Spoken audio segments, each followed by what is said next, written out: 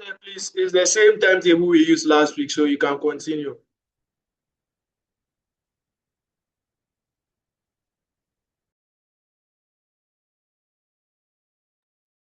But we are only 8 here.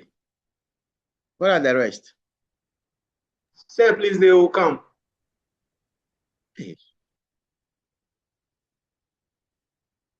How many are you in all? About 30. Hey, we are not even getting 1/3 of the class. But I thought you had a one class before this one.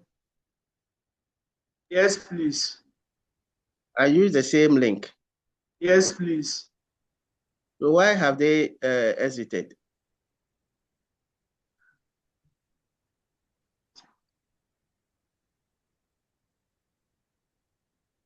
Anyway, I don't have to wait for them.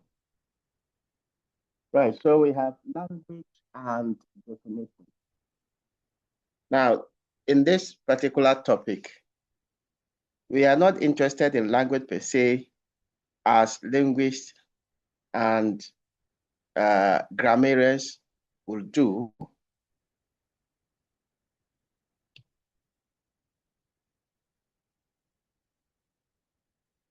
Hello. Yes. Good morning. Please, I'm in a lecture. Can you be snappy?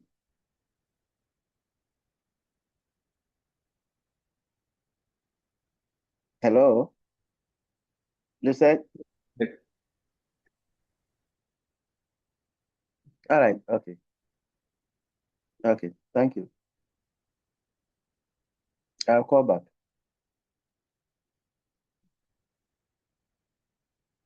Hello.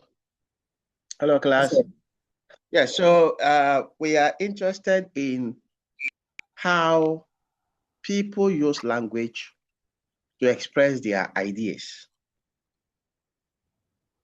Of course, we can communicate without using language, nonverbal communication. But in most instances, we express our ideas using language, constructing sentences to convey our ideas. Now, these ideas we convey can be subjected to analysis, logical analysis. And that is what we are interested in here. Whatever idea you express using language, that idea can be subject to critical analysis. And so I am not interested in the functions of language because we know that language is used for various functions. Language can be used to provide information, and that is the informative function. The information can be in the form of a statement that makes a claim. Language can be used to express whatever opinion, belief, report that we have. And we can use language to make directions, to command people to do something, to request something, to order something. Language has all these functions. But we are not interested in the functions of language because that is not our purview. That's not our direction, the direction we are looking at. We are looking at the ideas that are expressed in language. So I will move away from this to talk about the ideas that language uses to express. In some instances, you express your ideas in the form of questions. Language is used to convey the ideas we express in a question form. When you construct a sentence that conveys a question or an idea in the form of a question, it is called an interrogative sentence. We all know that the interrogative sentence comes with a question mark. But the sentence alone, or that sentence, requires a number of things that we need to look at. You didn't just look at the question and that is it. You can subject the question to analysis. Now, one of the things you must understand is that no matter how a question is asked, whether it is affirmative, whether it is negative, your answer yes to it or no to it does not depend on how the question is. Does not depend on whether the question is negative or positive. So if I say you are not a fool, or if I say you are a fool, two questions, you are a fool. One question, you are not a fool. Your answer yes or no does not depend on whether the statement is positive or negative. Your yes means affirmative. Your no means negative. You are not a fool. I say yes. When you say yes, it doesn't mean that you are not a fool. What it means is that you are a fool, because yes is affirmative. Yes is not negative. So whether the question is in the negative form or positive form, yes means affirmative, no means negative. You are not a fool, yes. The full meaning of your answer is that, yes, I am a fool. Because you cannot use the word yes plus not. You cannot say, yes, I am not a fool. It is wrong. So the moment you say yes, the yes alone implies I am a fool. The no alone implies I am not a fool. So whether your question is positive or negative, yes is affirmative, no is negative. And then 2, make sure that your answer to a question meets the demand, the import, the objective of the question. Every question has an objective, has a demand. It has a purpose. Don't construct your answer that is not tying up to the import or to the demand or objective of the question. So if I ask you, why did you get a C in my paper? And then you say, oh, but I performed better than others. That is not the import of my question. Your answer to the question is not tying up to the demand of the question. Why did you get a C in my paper? And then your answer is that, well, I did better than others. Some even got D and all that. It is completely not meeting the overarching demand of the question. You have gone off the import of the question to provide an answer. And you and I can attest to the fact that sometimes we deviate. We deviate when our answer does not meet the crust, the demand of the question. And then 3, make sure that you understand the question before you answer it. The question may appear to be easy to you, but in reality, it is not easy. Some questions have a psychological element in them. Other questions have a key word. If you don't understand the key word, please seek for clarification before you answer. So if I ask you, are you a nitwit? The key word in this question is nitwit. You don't know the meaning. Are you a nitwit? And you say yes, or you say no. If you don't know the meaning, you may not know what you are committing yourself to, what you are answering to. And so it is important for you to know the key word in a question before you answer it, or you understand the entire question before you answer it. So my key word nitwit here is a fool. And ask, are you a nitwit? You don't know the meaning. You say yes. It means you've committed to yourself. You have admitted to the fact that you are a fool. There are some questions which are psychological. Do you know why I stopped you? Maybe you are driving, the policeman stops you and asks you, do you know why I stopped you? This question, never say yes. For this question, never say yes. The best answer to it is a no. I don't know unless you tell me.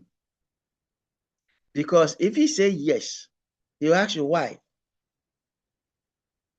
And that's, oh, I jammed the traffic light. I was over speeding, or I was on phone while I was driving. He will use this against you. It is self-confession. The policeman may not even have anything in mind why he stopped you, but he's using a psychological question for you to commit yourself. So you come to my office and say, maybe you didn't do well, you failed my paper, and I ask you, do you know why you failed? Or do you know why I failed you? And say, yes, sir, the questions were difficult, I couldn't do well. Yeah, that's why you failed. That's all. Your self-confession will be used against you. So such a psychological question, which is intended to commit you to accepting something, to admitting something, never say yes. Your best answer is no, unless you tell me. And then there are some questions which are complex. You have complex questions, don't answer them. You have the right to ask the person who asked the question to reword, to rephrase the question to ask you, to remove the complexity in it. If you answer yes, no, you are in trouble. So I may ask you, have you stopped stealing? On the face value, it looks like a very simple question. But in reality, it is a complex question. A complex question is intended to trap you. Whether you answer yes or no, you are trapped. Have you stopped stealing? If you say yes, what it means is that you have admitted, you have self-confessed that you used to be a thief. Now you have stopped. If you say no, you have self-confessed that you were a thief, you are still a thief, and probably you continue to be a thief. So whichever way you answer it, you commit yourself. That is a complex question. And lawyers can ask you this question. The police can ask you this question because their intention is to trap you. And so you have to be very careful when you're answering questions. Reflect over the question in your mind. Look at it in your mind's eye over and over again before you answer.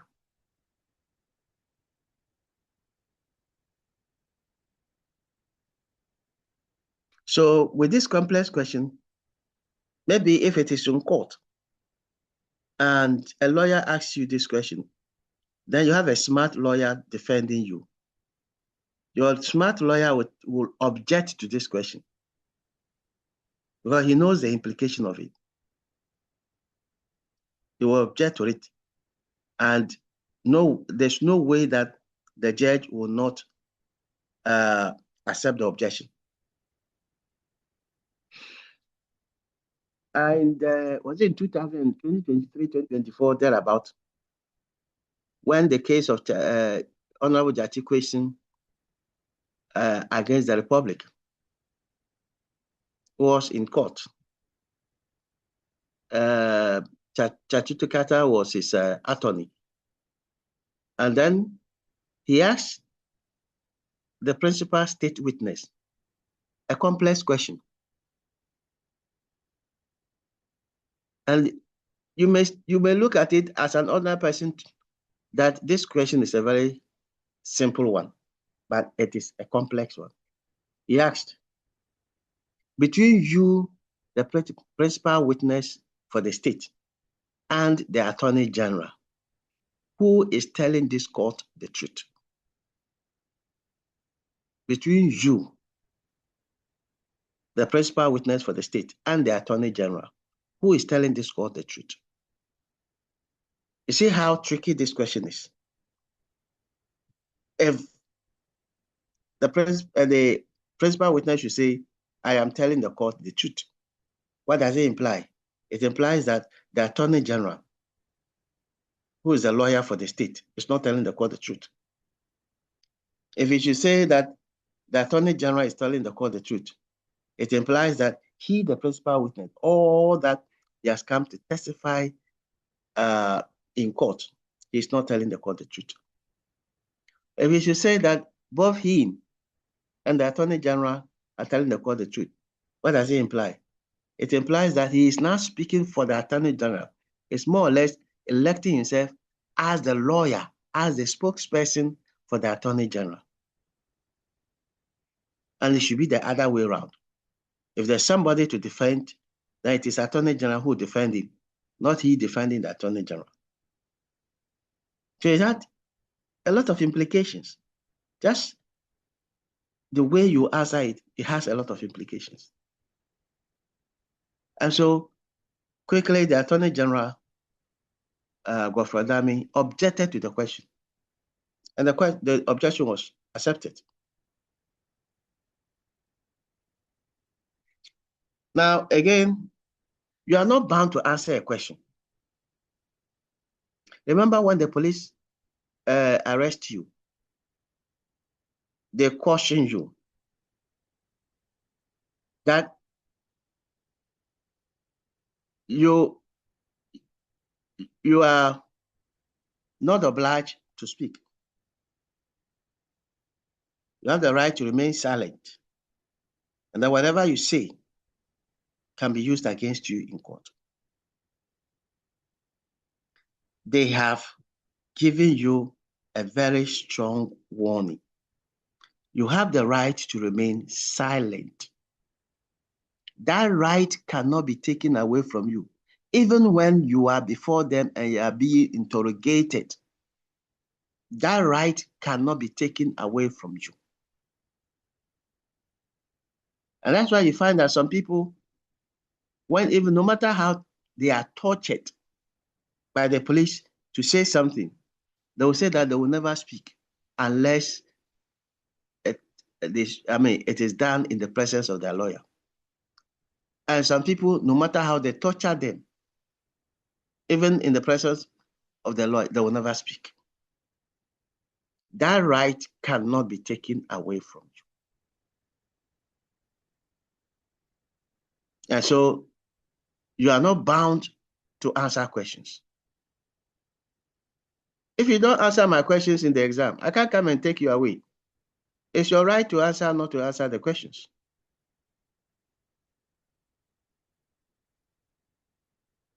But in a classroom setting, of course, it helps to build knowledge when you answer questions. It helps to also, in a very friendly environment, it helps to also build your knowledge, create rapport,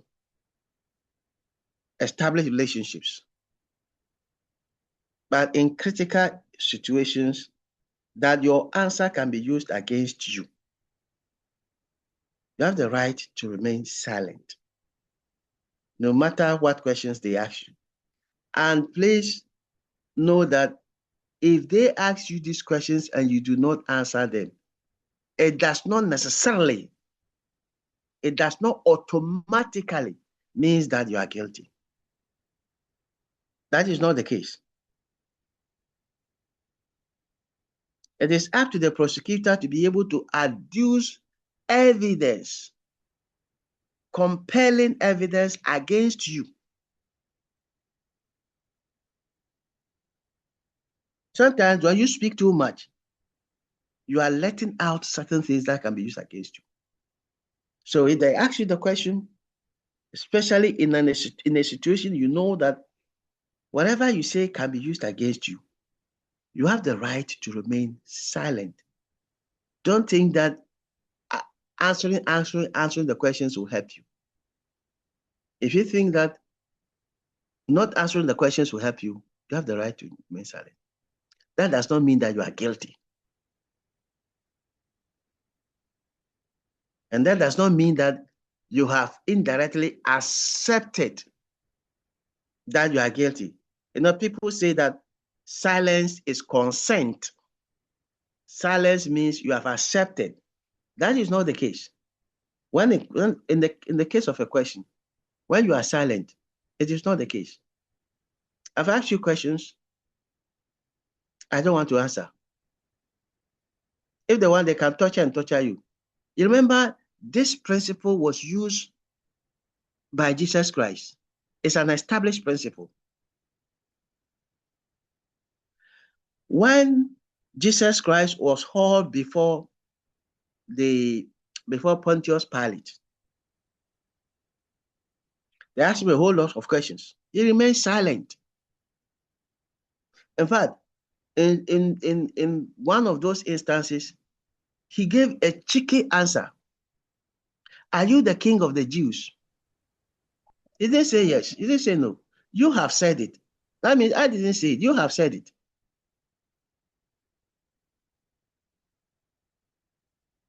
So it is up to you.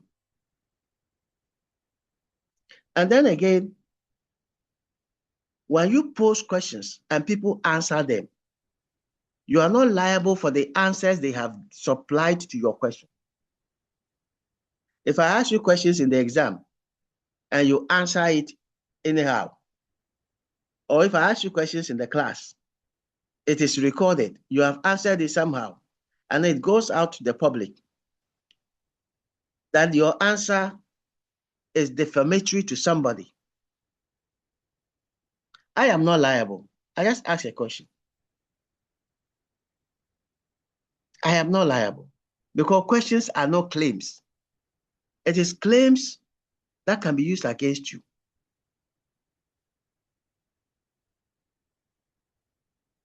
So if I ask, is it true that this person is a thief? Or how true is it that this person is a thief? And then you answer blah, blah, blah, and claim that he's a thief, he has done this, he has done this. I am not liable for your answers. You can be charged, or your answers can be used against you, but I am not liable for the questions. Because there's no compelling force in the question for you to answer. You decided to answer it the way you think. So you are making claims, I am not making claims. Maybe I put it on my Facebook wall. Is it true that this person, Makelinto, is a thief? And then you guys know Makelinto, you have come to give me a whole lot of answers. He's a thief, he has stolen this, he has stolen blah, blah, blah. Makelinto can take you to court, but cannot take me to court. If he takes me to court, I am not guilty. I have nothing to answer. But your claims, you have to provide evidence to support your claim. If you can't provide evidence to support your claim, then you are guilty. Are we fine with questions? Are we fine? Yes, sir. All right. Then we move on to imperatives. Yes, also Prince. My question is, why can't he take you to court? Because I think you are the one who posted that you were asking a question, and let's say some people shared their idea on that. Yes, I've asked a question. I've not invited you. Even if you're invited to answer, when you answer, you must provide evidence to support your answer. If I ask you, just like how I ask you questions in the exam, anyhow you write it, I am not liable for your answer. You are liable. Okay, I sir. don't have the evidence. I don't have the evidence. You have the evidence. And in court, it's just about evidence. It's not about the questions. It's about evidence. Provide your evidence. I will not be asked to provide evidence because I don't have it. That's why I asked a question. You have it, and you have come to state it, blah, blah, blah. Provide your evidence. Also, praise. Sir. Are you fine now? Yes, please. That's why some people, when they want to insult you indirectly, they will ask questions. When they want to insult you indirectly, they will ask questions. They will not make claims. Even our local people understand this, but we don't understand it. Look, you are in the market, walking, and then you step on somebody's feet. The person will not insult you. I mean, somebody who knows it will not insult you. Will ask you also praise. Maybe the person doesn't know your name. Hey, apparently, where Jimmy Anna? It is a question. He's not saying you are a fool. It is different from you are a fool. You are a fool is a claim. He will simply ask you a question. Where Jimmy Anna? But you two, instead of you two also asking a question, you rather make a claim. Where Jimmy, we are boa. You are insulting. He is asking you questions. Questions, when you take the questions to court, no. But the claims to court, yes, you have to prove it.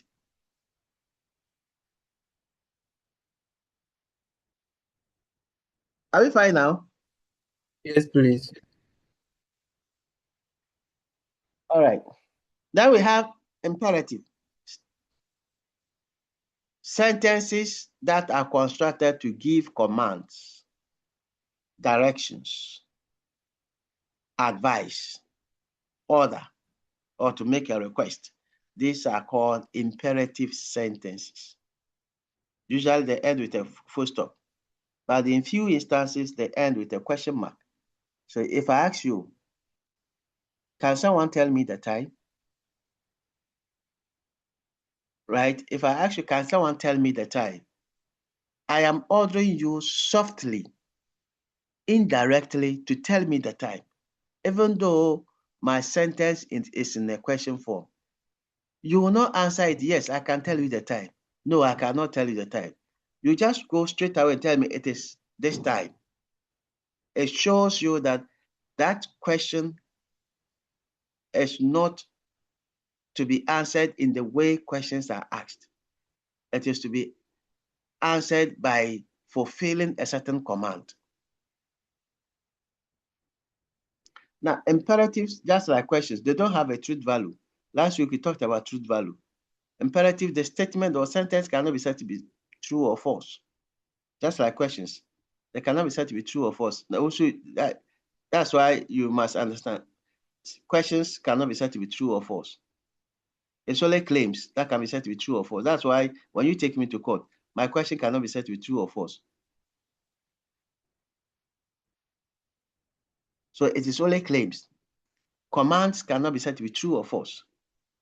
It is only the objective of the command that determines whether the command has been met or not met.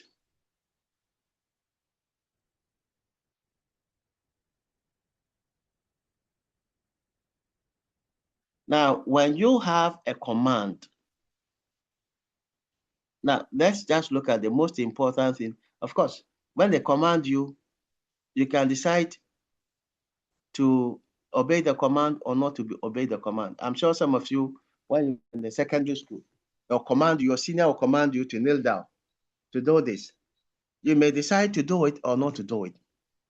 It may have a compelling force or may not have a compelling force. It is up to you to decide to do it or not to do it.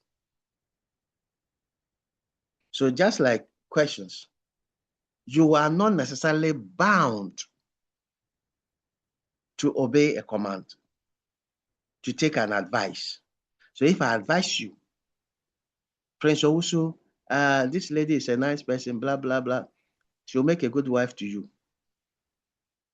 You took my advice and you went in for the lady. If you can't prove that I have malice, that's bad intentions for you to get into the relationship and be crushed. If you can't prove that I have bad intentions, when you take me to court, it's just an advice.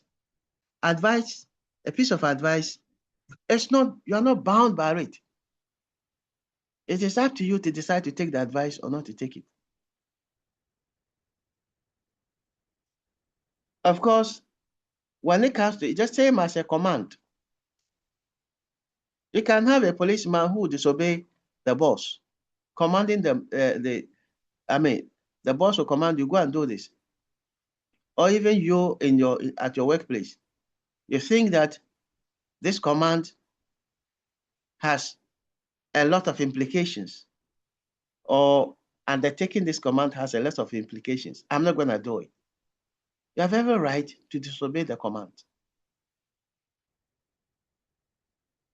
But in instances where we have a chain of seniority, where you are acting based on what your boss has asked you to do. Your boss has asked you to do this. Maybe you're a policeman, and then there's a demonstration. Your boss commands you, fire at the crowd. And then you fire because you are just obeying the command. You fire.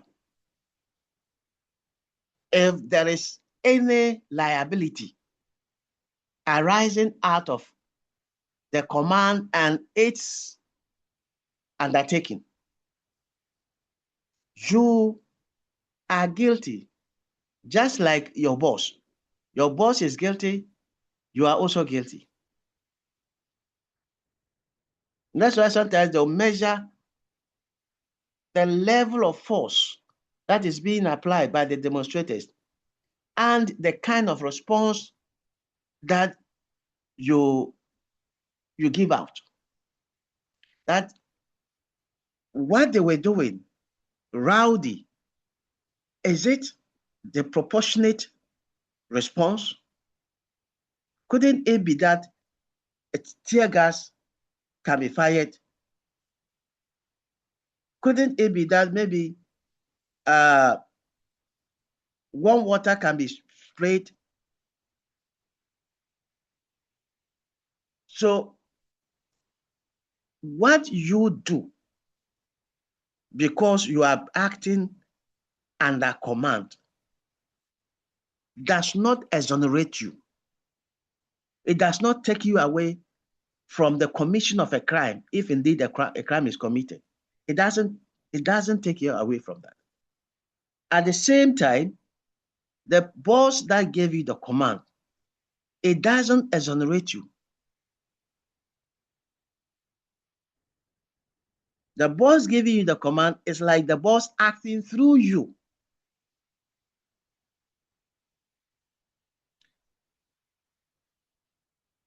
So maybe somebody commands you to do, it's the devil.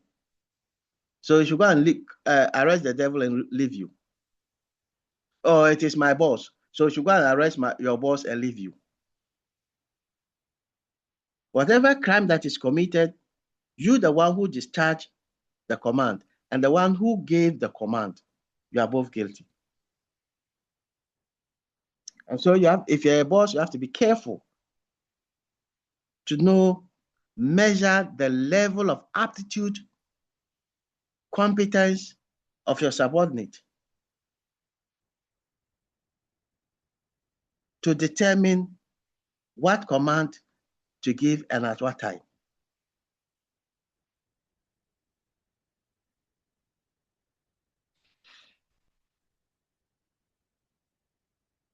Now, again, when you are given a command, you the one being commanded, it is important for you to apply critical thinking to what you are being commanded to do. Critical thinking. And what is this critical thinking? It is simply called due diligence. You need to exercise due diligence before you undertake the task, especially if undertaking the task may have certain ramifications, negative ramifications. So if I command you, your mother commands you, go and beat this person. Beat him. Even if you can use a stick to hit him, hit him. Your mother has commanded you, and then you get up like a demon to go and do that. You cannot say that it is your mother who has asked you to do it, so you are not guilty. You are guilty. The same applies to your mother. Your mother is also guilty. So you have to sit down, reflect over it. This thing that my mother has asked me to do, is it the right thing? What if I hit him and then something else happens? So you need to subject whatever you are being asked to do to critical analysis.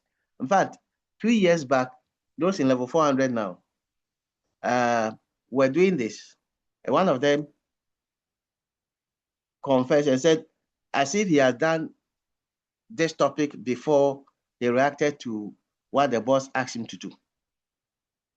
And the boss has asked him to go somewhere to get money for him from drivers. And he said no. He wouldn't go.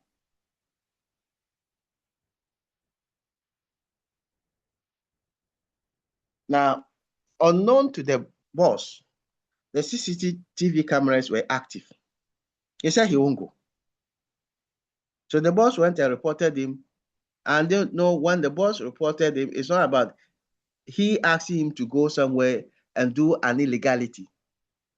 The boss narrated the incidents as if he's given a legitimate command to him to do the right thing, and he said no. So the boy was invited, and then he told them, this is what my boss said. The boss said no.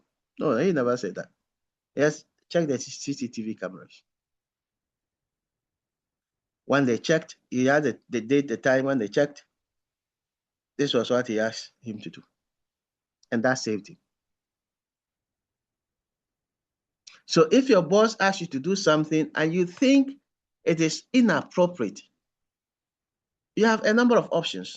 You decline it. And if you decline it, you know the consequences. If you have no proof to defend you, it may lead to negative consequences to you. 2, you may decide to do it. And in which case, if you do it, whatever negative consequences that arise from it, if there's a commission of crime, you should know that you are guilty. 3, where it is appropriate, even when you refuse to do it, and then you have concrete documents, evidence to prove it, but the organization is siding with your boss. You have every right to go beyond the remits of the organization to report to the security agencies, in which case the police.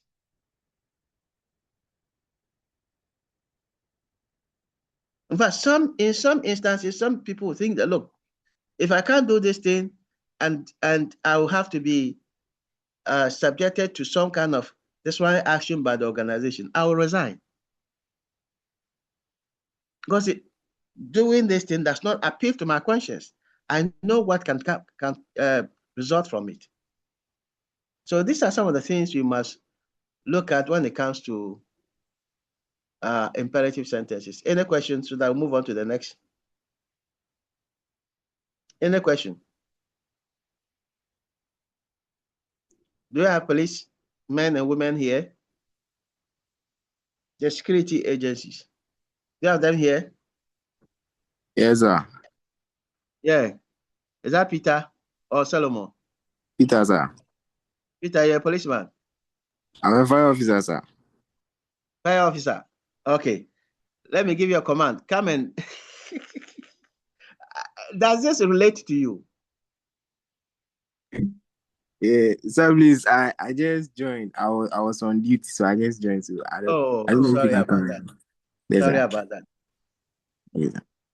All right. Then we Yes, move on sir. to the next. Yes. Sir, Ellen. sir, sir. Mm-hmm. I'm related to the interrogation side. Oh, okay. I am a lady, so I know that if you are interrogating a suspect, first of all, as you were saying, you will say that to the suspect that you say to him that I am charging, you are charged. Oh, sorry, sir. I am investigating you of a case. Maybe you suspect. Okay. Sorry, maybe assault or stealing. Okay. Yeah. So we see that this case is contrary to section maybe 29, 24 of the Criminal and Other Offences Act 1960. From there, you see that in which you are involved, you are not obliged to say anything unless you wish to do so. Exactly. But whatever you say may be used against you at the law court. Yes. Yes. So we'll let you know all these things before you are able to maybe speak or not. Okay. That's fine. That's brilliant. Hello, sir. Yes, Peter. Sir, please. To our investigations, we don't deal with like what she was saying. We will do underground investigation to find our results. Okay. Yes, like a fire happened at this place. We will come and ask you maybe, do you have this TV size, this, like according to what we see. Okay. Yes, that's how we do our exam. All right. Thank God we have people here who have experienced some of these things. Some people, especially when it has to do with criminality, some people, they like talking too much. You don't know that whatever you say, you are providing evidence, you are providing weapons that can be used against you. So it is better if you know the right thing, it's better you remain silent. But if you think you have enough information, preferably when you have a lawyer, the lawyer can have an intervention. Anyway, so we have declarative sentences. You declare. When you declare that this is the case, it is you are making a claim. Declarative sentences have a lot of implications. If you make a declarative sentence, you are making a claim, you must have evidence to prove it. So if I claim that Ellen is a thief, Ellen insists that I am not a thief, you insist that Ellen is a thief, provide the proof. If you can't provide, Ellen can sue you for defamation. If you can't provide the proof, you are liable. You can be fined for, maybe Ellen can get about 1 million Ghana cedis or more. So don't make a claim when you don't have evidence to prove it. Now, the claims you make have truth value. You have said anything that has truth value can be said to be true or false. And anything that can be said to be true or false, there's evidence to it. That's why it can be true or false. There's evidence. No matter how shallow your evidence is, at least there's evidence to prove it.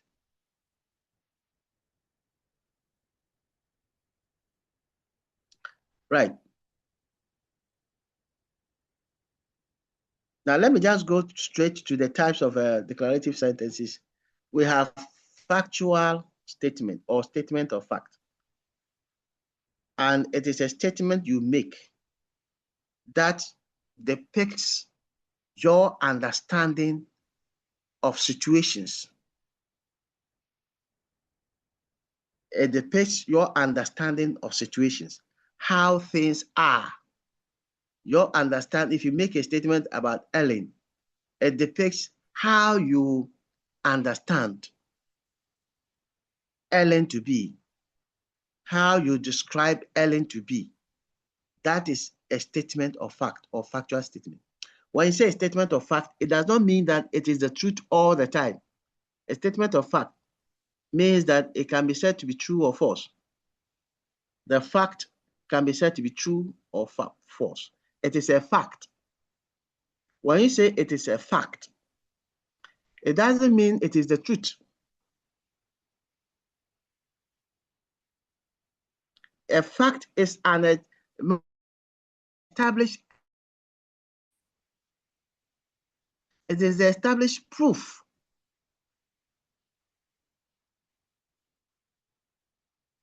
Some people have been convicted to imprisonment or something of that sort, not because of the truth,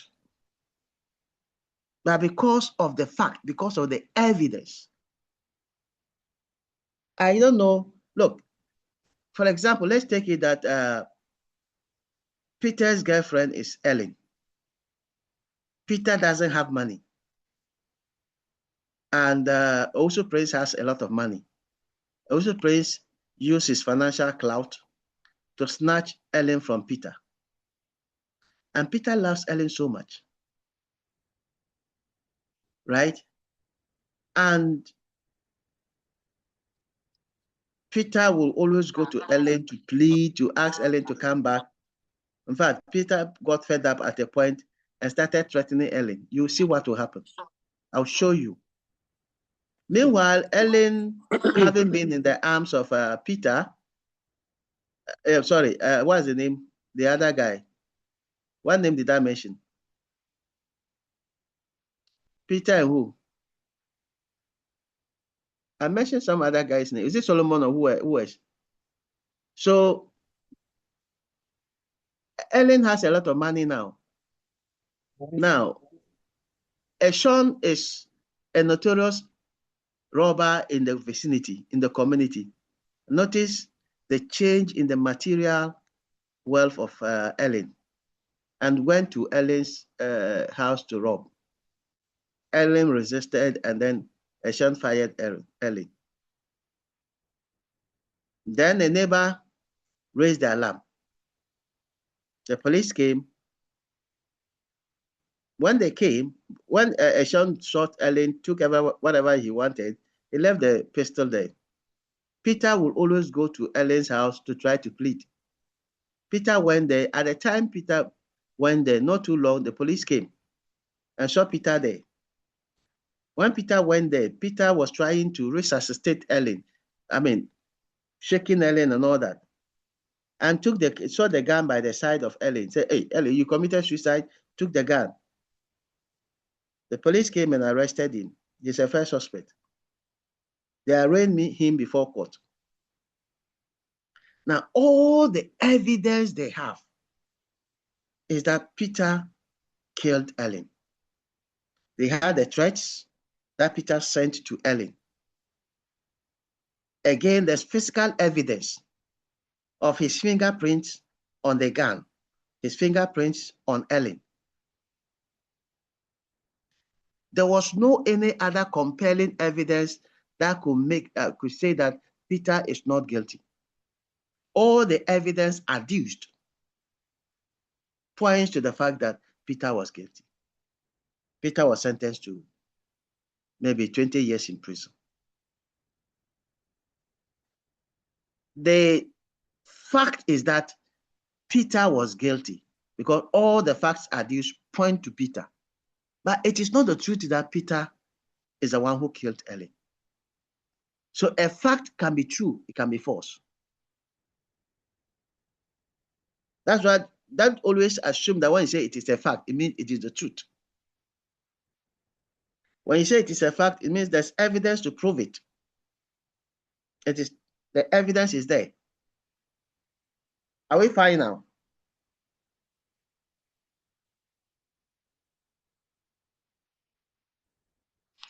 Yes, sir. So when you make a yes, Moses. I responded to you. You asked me whether we are fine. Yes, yes. When you make a claim, that's a statement of fact. Now, you can subject that to analysis. To subject it to analysis, you have two steps. First, turn the statement of fact to a question. So I say Ellen is a thief. I'm making a claim. That's a statement of fact. To determine whether this statement is true or not, turn it into a question. Is it true that Ellen is a thief, or is Ellen a thief? If the answer is yes, then my statement of fact is true. If the answer is no, then my statement of fact is false. That's why when the police interrogate you, or when the police want facts from you, evidence from you, they interrogate you, they make statements in the form of questions to be able to get the facts. When you go to court and then you provide your evidence, for them to subject the evidence to critical analysis, they cross-examine you. And the cross-examination poses questions to you to test the reliability, the authenticity, the truth or falsehood of the facts you have presented. And so that is the first layer of testing the truth, the authenticity, and the facts and all that, of the truth or falsehood of a fact. The second step is for you to search for the information in the available sources. Helen is a thief. Now, I've turned the question, the statement to a question. I'm not getting the answer. How do I get the answer? Maybe there are documents to prove that Helen has been convicted before, blah, blah, blah. So you can search through the internet. You can conduct a survey. You can go through any source of any source of information to look for it. And that is how. So when you go through the sources of information and then you get the evidence, if the evidence corresponds with your statement, then your statement is true. If the evidence contradicts your statement, then your statement is false. One other type of declarative sentences we make is a value judgment. When we make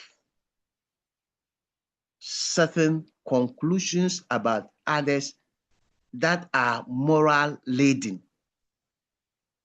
When we make certain conclusions about objects, objects, not people alone, about objects that have a moral implication, that is value judgment. So Peter is a bad boy. It's a value judgment. There are two types of value judgments. You have moral value judgment and non-moral value judgment. With a moral value judgment, You are evaluating the character of a person and assigning a moral nomenclature to it or to him. Evaluating the character of a person and assigning a moral nomenclature to him. Peter is a bad boy. I have evaluated Peter and assigned a moral nomenclature to him. Now, value judgments are subjective.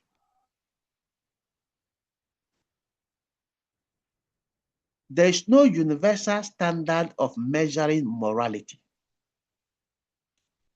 The way you will look at morality is different from the way I will look at it.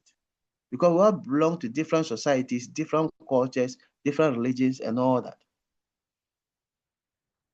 And that means that our idiosyncrasies, our likes and dislikes, can affect the way we evaluate people morally. So Peter may be a bad boy to me, but may not be a bad boy to Moses. And even today, Peter may be a bad boy to me. Tomorrow, Peter may not be a bad boy to me. That is why it is subjective. And so when you are making a moral judgment about people, be careful.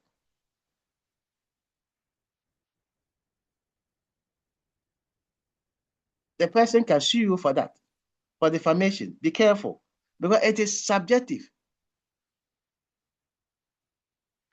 And then we have an moral value judgment.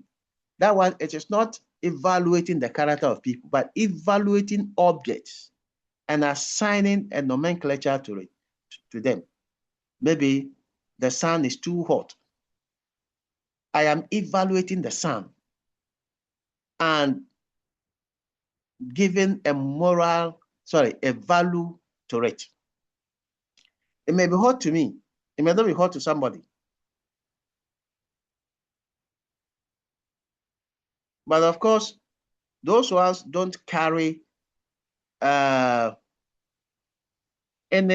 kind of liability that can be used against you, unless in exceptional cases. So you can say the dress is nice on you. I'll see you and say the dress is nice on you. I am not evaluating you. I am evaluating the dress. The dress to me, it may be nice on you. To somebody else, it may not be nice on you. There's no universal standard of measuring what looks nice and what does not look nice. Looking nice or not looking nice, or an object looking nice or not looking nice, is subjective. Right? Now, we'll come to the third declarative sentences, but before we get there, the third one is definition. So there are three types of declarative sentences: factual statement, value judgment, and definitions. But before we come to definitions, we have emotive expressions. I mean, we have our emotions, our feelings. We construct sentences to convey our feelings. Whether we are happy, we are sad, we are in shock, we are in pain, all that. Sentences are constructed to express them. Now, as someone who has done critical thinking, what you must understand, the key element about emotive expressions is that the outward expressions of the emotions are not necessarily in tandem with the inner expression, or the outward expressions of the emotions are not necessarily equivalent with the inner expressions. So when somebody is weeping, in fact, yesterday somebody called me, the first time last week, he called me that the mother was in the hospital. I should send him money. He needed $700, and I sent it to him. A week later, yesterday, he called me. The mother has been transferred to another hospital. I said, I don't have money again. He started weeping. You know, Ghanaians like this. When they start weeping, you feel like, oh, Charlie, this guy is in pain. It's serious. And then you will soften your heart. And probably give the money to him. The first time he told me the mother was sick, no evidence. I just acted based on goodwill and sent the money. The next time, oh, the mother, blah, blah, blah. No, I maybe taken to this hospital, or you can come and see. No, the same strategy. I said no. I started weeping on phone. Now, if you are not emotionally strong, you will think that the outer expression, which is weeping, is equivalent to the inner expression. It may be true, it may be false. But if you are always led by that conclusion, you are likely to find yourself somewhere. Somebody can be laughing at you, sharing in your joy. Yeah. Don't do. But the person in the inner expression, the person is not happy with you. Perhaps the person is even taking you to a jujuma. That's how it is. So don't always assume that the outer expressions are equivalent with the inner one.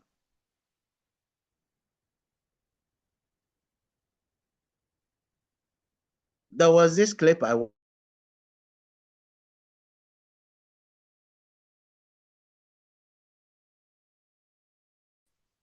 one of them was going to Wiwi and took his drink along. When he stood up and took the drink along, the other two said, why? What are you trying to imply? I mean, we are good friends. Why would you want to take your drink away? Don't you trust us? They were shocked. And all what they have shown to show that, I mean, to prove that they were shocked, does not necessarily mean that within them, they were shocked. Or it does not carry the intention that, or the meaning that they have good intentions for the man. It could be that they have bad intentions.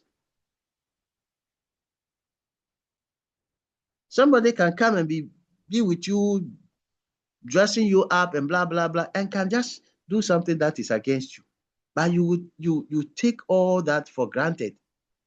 That what is shown outwardly is actually what is shown inwardly.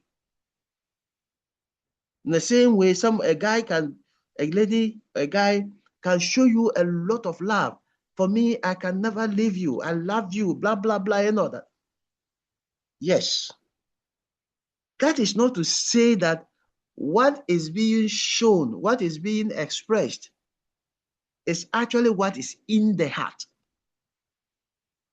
It could be true. But even tomorrow, the person can change their mind, or the heart can be off you. So politicians and those engaged in adverts and poetry use this a lot to try to tie you to the outer feeling, to the outer expressions of the emotions, to be able to get you in there. Maybe I'm advertising a cream, and I'll try to touch on your emotions, and I'll get a picture. Ellen, are you so pretty? Very fair, sparkling. Do you have spots? Where is she? Ellen. And where you at? You see, so I will pick a picture of somebody with spots and blah, blah, all kinds of things. Hello, that sir. Is before. Yes, before the person used the cream. And then after the person used the cream, another picture. Very sparkling, beautiful. I say, wow, I'll use this cream. It's touching on your emotions. The fact that that is what has been advertised does not necessarily mean that that is exactly how it will work on you. Anyway, so let's move on to exclamations. So emotive expressions are not logically the same. They are not logically the same. So all that you need to do is for you to exercise caution.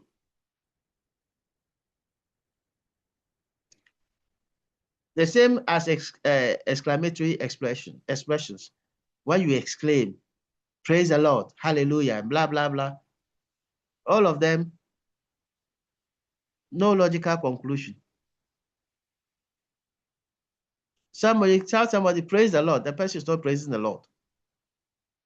Somebody is shouting in the name of Jesus Christ and claiming to be commanding demons to move out from the bodies of people, and yet his God is not Jesus Christ.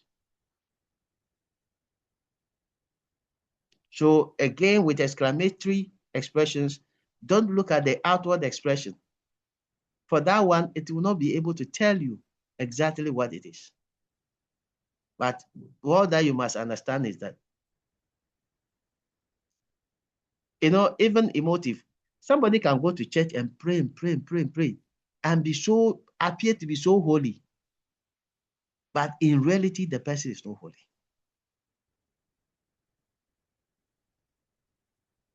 Yeah, there was this thing I chanced upon when I was doing my research. Somebody made this expression, may God kill the queen. And this was about the Queen of England. May God kill the queen. And he was called by the police for interrogation. May God kill the queen. And the essence of the interrogation is to find out whether he has something suspicious against the queen.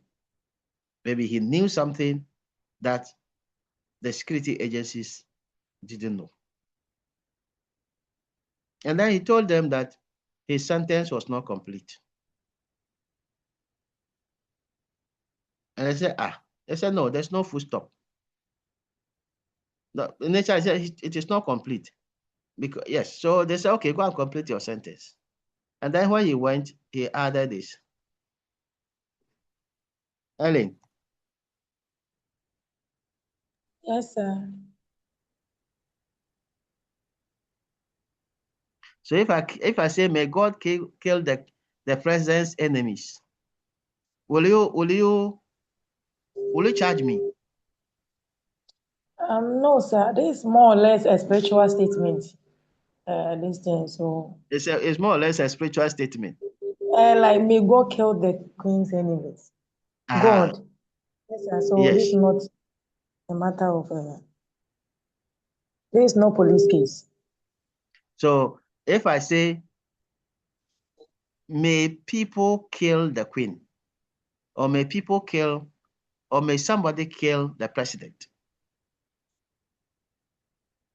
will you charge me? Yes, May sir. someone kill the president? Yes, sir. You will charge me.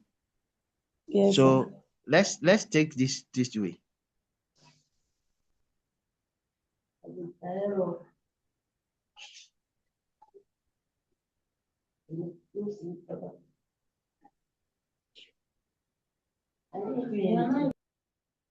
May someone kill the president? Now, if I write it this way, you invite me, I will tell you, I've not completed my sentence. So if you call me, obviously you will think that I know something about the assassination or the attempt to assassinate the president. But if I tell you I've not completed my statement is not incomplete, when I add this, will they charge me?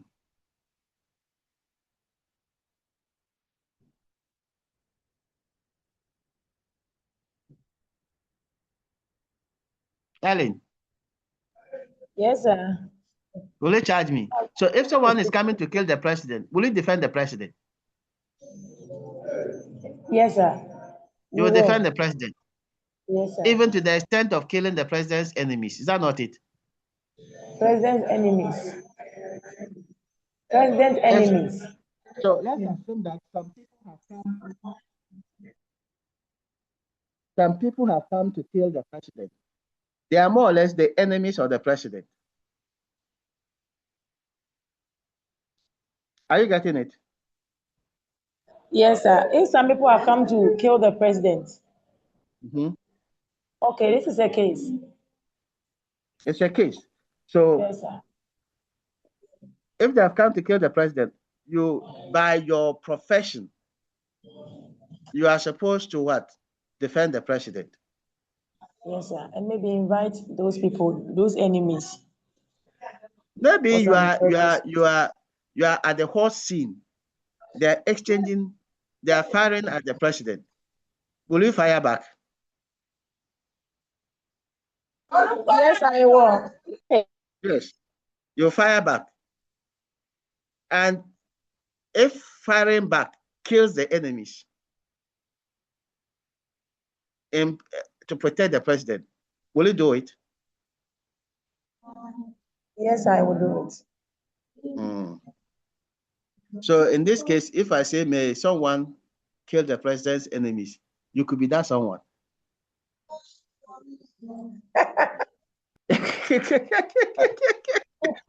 Logic.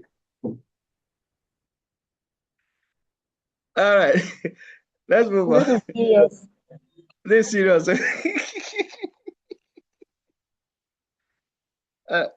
All right, so let's come to definitions so that we can finish. We are supposed to finish in the next 30 minutes or so. Definitions are claims. You define a word. You are making a claim. Ghana is bigger than Africa. You are making a claim. Or Ghana is a country, blah, blah, blah. You are making a claim. Your claim can be true, it can be false. A definition is made up of two parts. The word that is being defined is called definiendum. The words you put together to define the word is called definiens. So every definition has two parts. Let me just quickly run through what we need in a definition. There are various ways to define a word. We have lexical definition. What is a lexical definition? Defining a word using the dictionary. The dictionary is a main source of defining words, but it is not the only source of defining words. Sometimes there are certain words you want the bigger picture of the definition. You are not getting it in the dictionary. The dictionary definition may be too shallow for you. So you need to go beyond the dictionary to look for other definitions. We have another type of definition, which is called precising definition. What is a precising definition? When one word is defined differently by different people because it is vague or ambiguous. We'll come to vagueness and ambiguity perhaps next week. Next week, are we meeting? Oh, yeah, for Easter. Yes, I will want to meet you. So you know, go and kill Jesus Christ and celebrate him. We will celebrate. So let's see, if I'm around, if I don't go to Kwewu, then I will have a lecture with you. This is our third, is this even our fourth one, eh? Right? Yeah, yes, I'll call. Yeah, so we don't need to meet next week. If we are able to finish this one, we have 2 topics more. Right, so when a word, the definition is given by different people and you have different meanings to it. That means the word is vague or ambiguous. People don't give the same meaning to the word. Now, if there's an authority that is responsible for clearing the ambiguity or vagueness, that authority will provide a definition to it. And the definition the authority will provide to it is called a precising definition. That precising definition is intended to remove the ambiguity or vagueness. For example, if there's a provision in the Constitution of Ghana and people are reading different meanings into that provision, that means there's no precise definition for it. There's no one definition for it, one meaning for it. Somebody takes it to court, to the Supreme Court for interpretation. And then the Supreme Court will say that this provision in the Constitution, this is what it means. Henceforth, anyone who's looking at that provision will look at it based on the interpretation of the Supreme Court. In this case, the interpretation of the Supreme Court is now a precise definition for the word. Are we fine? And then we have a stipulative definition. Language is dynamic. It is not static. It changes from time to time. More words are coined, or new words are coined from time to time. When a new word is coined and it is defined for the first time to show what it means, that definition is called a stipulative definition. Before COVID-19, there was the word 19. There was the word COVID, but there was no word called COVID-19. It was coined in 2019, putting two words together to have that word, coined in 2019. And so when it was coined to name a particular disease, the WHO defined what is called COVID-19. The first definition provided by the WHO is a stipulative definition. There's another way that you can have a stipulative definition. When you define a word, either to limit it or expand it based on a particular project, activity, or exercise. So we are on GTV discussing marital rape. And then the host will say, for the purpose of this discussion on TV today, we define marital rape as this. That definition is either broader than the definition in the dictionary or limited than the definition in the dictionary. But that definition will guide our discussion. So that definition that the host gives to marital rape for the purpose of our discussion is called a stipulative definition. So it is just to guide a particular project. When you get to your final year and you are writing your project work, you will define certain terms. It's the same as when you are signing a contract. There are certain keywords that are defined for you, the way they are used in a contract. That definition in the context of how it is used in the contract is called a stipulative definition. Then we have theoretical definition. Definition of a word from a theory. Theories provide definitions of certain words or concepts or terms. Whatever meaning you get of a term, a word, or concept from a theory is called a theoretical definition. You want something like photosynthesis. You can get the definition from the dictionary, but the dictionary will not give you a broader picture of it. The broader picture of the knowledge of it requires that you take a science book to go through the theory of photosynthesis. It doesn't only give you the words that form the meaning, it also gives you a diagram, a pictogram, or something of that sort to illustrate how it is. That is a theoretical definition. For theoretical definitions, what you find is that when you take any science book, the theory in a science book about that photosynthesis is the same in other science books. So theoretical definitions in the sciences are the same all over the world. But when it comes to the social sciences, the theoretical definitions are not the same. They vary from person to person. How somebody would define dictatorship, democracy, autocracy, adult suffrage, elections. The way I would define it may not necessarily be the same as the way another person would define it. But what you find in the social sciences is that even though the definitions vary, there's one or two definitions that are widely accepted. Not universally accepted, but widely accepted.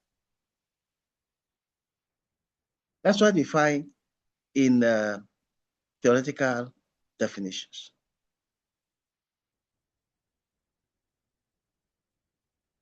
All right, then we have real definition. When you define a word based on how it is used in a particular jurisdiction,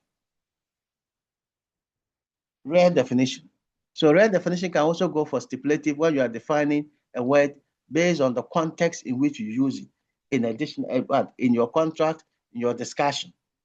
So if I'm defining a word, I am doing a project on Ghana, or I'm doing a project on the police in Ghana, and I come across a particular word and how it is used by the police service in Ghana as part of police culture.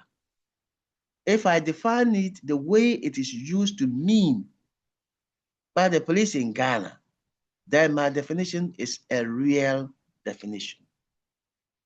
Not based on the full meaning of it in the dictionary, but based on how it is used by a particular group of people or in a particular place, real definition. Then we have operational definition. What is it? Operational definition is the definition of a word based on certain instructions, procedures, or steps. When you buy a fridge, a TV, a laptop, it comes with a manual, or they come with a manual. The manual provides you step-by-step way of operating it up to the end. When you follow the steps one by one all the way to the end, and you now know how to operate or use that thing, that is an operational definition. So a operational definition will provide sequence of rules, steps, procedures to follow to be able to use a particular thing. That is operational definition. Operational definition is found in the sports, football, for example. When you say a penalty, there are certain rules you have to follow to be able to say this is a penalty. Now, extensional definition is a universal meaning of a word. Universal meaning of a word, extensional. So the word you assign to a class of objects, members of an object, or members of a particular term, a particular object, animal, that is extensional. So if I say Asante-4, Ayigbe-4, that is an extensional definition of a group of people. It's a universal term that encapsulates all the members that form it. Are we fine? Yes, sir. Within the extensional, you can have a denotative when you make reference to individuals within the universal set, an individual or individuals within the universal set. So I can have Asante-4 and I can have Asante-ni is denotative. Ayigbe-4 extensional, Ayigbe-ni is denotative. So when you make reference to an individual or set of individuals within the universal set. Then you may have demonstrative definition. There are some words it is difficult for you to define them in plain words. To define them in plain words. No matter how you try to define them, it is likely that you will not be able to define them well. So the best way to define the word is to demonstrate it. If I say define laugh, L-A-U-G-H, define laugh, you may be defining it differently. Then say, what is laugh? Then you demonstrate to me that this is laugh. How? This is what it means by laugh. If I say define the color red, I find it difficult to define. You just look around any object that is red, then you point to it. This is red.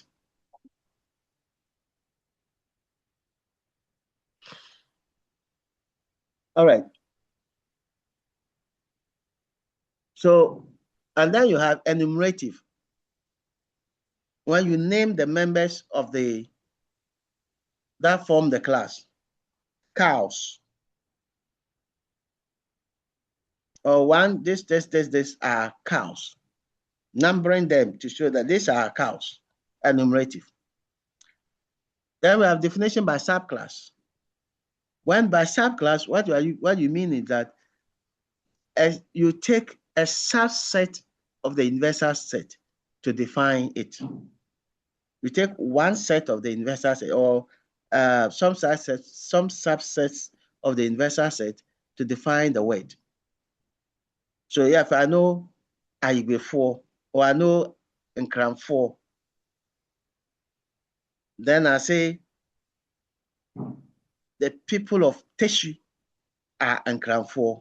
That's a subset of the universal. The people of La are Nkran4. That's a subgroup of them. Subclass is a subgroup.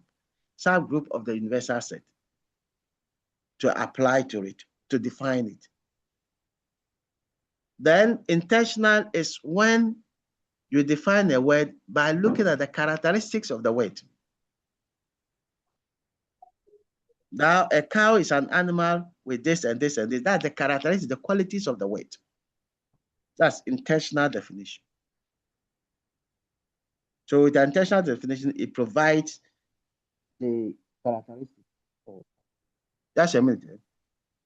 Yeah, I'm in class. I know I have a class to do. Yes, that's why I kept starting you. So I know about when I finish. All right.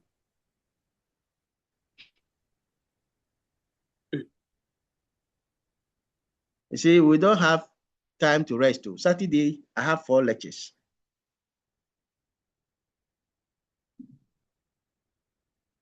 All right, let me just go to definition by genus and difference. This one,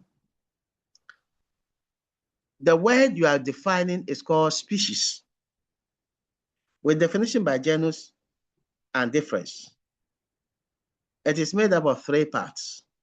One, the word you are defining, it is called species. And then when you are given the word you are defining, look for the bigger universal set within it falls. The universal set within that word falls is called the genus. And then when you now have the universal set, strike a difference to get the meaning of the species.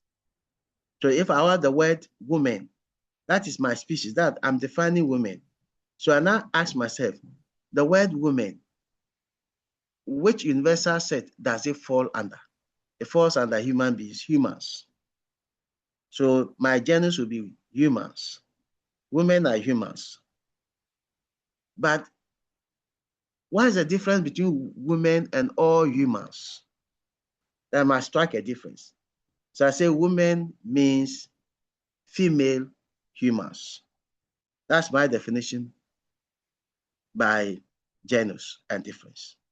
So if I put police here as my species, I look for the universal set within which the police profession falls. It falls under what? Security services. So I write security services. And now strike a difference. between police and all other security services. Maybe I can say police means internal security services. So maybe security services of a country. So you have the general security services of a country. So police means internal security services of a country. That's the definition by genus and subclass. Let's move away from all this. If you define a word, there are two things. One, the word can be well defined, in which case you don't have a problem. So when you define a word, sit back, ask yourself, is this word well defined? If your answer is yes, then that is all. If you analyze it and say, no, it is not well defined, then you have to move on to the next step. Why is it not well defined? You are diagnosing the problem. Find out why it is not well defined. And here, if it's not well defined, there are 5 reasons why it is not well defined. It could be one of the reasons. There are rules of defining a word. If it's not well defined, it means it is not following one of the rules of definition. So you need to use the rules of definition to analyze what your definition that is not well defined, to know exactly what the problem is. So 1, the rule is that your definition must contain the essential elements, qualities, properties of the word being defined, the term being defined. The key word that differentiates the word from any other word. If the key word or the key element is not indicated in the definition, then the definition is bad. So I have defined a man, an animal that has gone to the moon is a man. An animal that has gone to the moon is not the key word that distinguishes the word man from any other animal, from any other being. So it is not containing the essential element that makes the word man to stand out as a unique word from any other word. Then 2, my definition should not be too broad and it should not be too narrow. If your definition is too broad or too narrow, it is not a good definition. What makes a definition too broad? It is too broad when the meaning that you are giving to the word goes beyond the original meaning to include other meanings.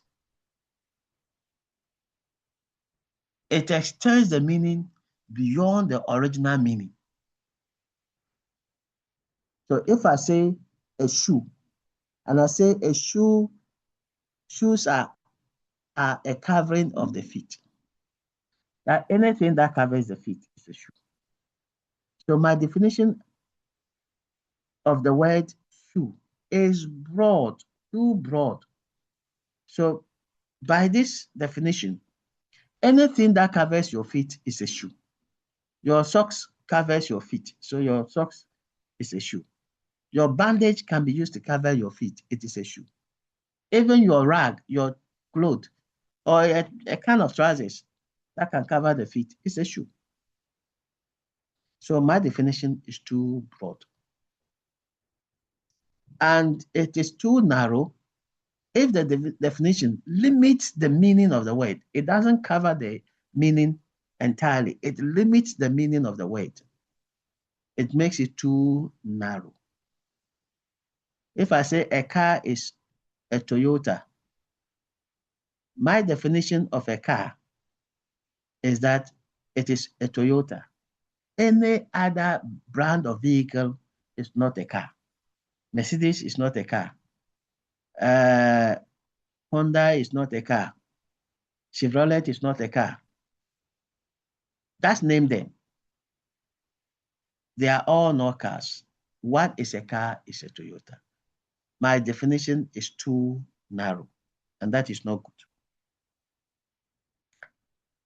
3, My definition should not be secular. It is secular if I use the same word or its synonym to define it. It is secular. The word I am defining, I am using the same word or its synonym to define it. So you see the example here that a philosopher is a person who philosophizes. The definition is secular because the word philosopher and philosophizes are the same word, just that one is a noun and one is a verb, the same meaning. If I say one is a figure 1 in arithmetics, I am using the same word to define it, and therefore it is secular. Definition does not allow us to use the same word to define it. 4, my definition should not be vague and it should not be ambiguous. It is vague when it contains a certain word or words that are not definite. And it is ambiguous when it gives us more than one meaning. We can get a lot of different meanings from it. Then it is ambiguous. So if I say, there are some intelligent students in my class, the statement is correct grammatically, but it is vague. It is correct grammatically, but it is vague because of one word, some. The word some does not give us a definite number we are talking about. So we don't know. So maybe you have a contract with somebody, and they will tell you, I will give you a substantial part of the money. And then maybe you make a profit of about 1 million Ghana cedis. And then he gives you 10,000. They say, no, you say you give me a substantial part of them. That's what the contract says. I say, yes, I've given you a substantial part. The word substantial is vague. It is not definite. It doesn't give us a definite number we are talking about, the definite quantity we're talking about. So for him, 10,000 is substantial. To you, it may mean something else. If I tell you, I will leave the class soon, somebody you are talking to, oh, I'll see you soon. It is vague because of the word soon. How soon is the soon? It can be 1 minute, 1 hour, the whole day, 1 week, 1 month, 1 year. That's soon. Soon never comes. And when you say it is vague, it is ambiguous, you can get different meanings from it. Everybody who's people will look at the same definition and give you different meanings. This is why I say it means this. This is why I say it means that. Like life means a room of experiences and mistakes. Somebody will look at it, so this is what it means. That person will look at it, so no, this is what it means. That is ambiguous. Then the last one, as much as possible, define a word positively. Don't define it by negating another word. Define a word positively. If you say a woman is a person who is not a man, you are defining the word woman negatively by negating man to get a woman. That's a bad definition. Democracy is a government that is not autocratic. You are defining the word democracy, by negating autocracy to get the meaning of the word democracy. That is a bad definition. As much as possible, define a word positively. Don't negate another word to get it. But of course, there are some words that no matter how you try to define them, you will have to negate another word to be able to define them. An example is the word bachelor. There's no way you can define the word bachelor unless you say a bachelor is an unmarried person. There's no way you can define the word blindness unless you say the state of being without sight. You are negating sight to be able to get blindness. So there are some words, yes. You can only negate one, get the meaning by negating another word. But it is not always the case. In most instances, you can define some words without negating others. So that is, go through when you go to the book itself, there are certain, I put assignment, but it is not actually assignment. If I say a son is a biological child of parents, sometimes this is how I ask the questions. I want you to analyze these ones. Tell me whether it is vague, it is ambiguous, it is too broad, it is too narrow, whatever. Here I say a child is a biological male child of parents. It is too narrow. My definition is too narrow. You can have a son, but not necessarily your biological male child. You can have a son who is adopted. So my definition is too narrow. Evil is murder. My definition here is narrow. Right? Only murder constitutes evil. Any other thing is not evil.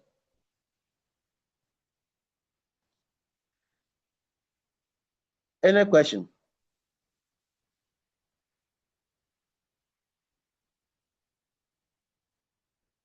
Any question? Hello? Hello? Yes. No, sir. If you don't have, do you have questions for me? No, sir. All right. So if you don't have questions for me, I will have to quit. We'll meet next week. That is if we are going to have the lectures next week. Okay, sir. Okay.